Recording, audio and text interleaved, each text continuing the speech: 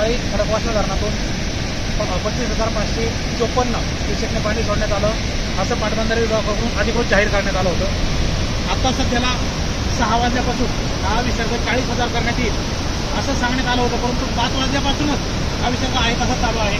सध्याचा विसर्ग 40,000 क्युसेक आहे आणि सकाळी 35,554 होता.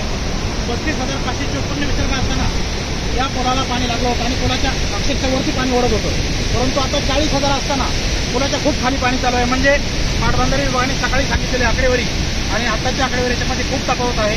सकाळी पाटबंधारे विभागाने चुकीची आकडेवारी सांगितली, त्यामुळे या नदीला लागून असलेल्या अनेक घरांमध्ये, सोसायट्यांमध्ये पाणी शिरलं. पालिकेला आवश्यक उपाययोजना करता आली नाही आणि लोकांना सूचना सुद्धा देता आली नाही.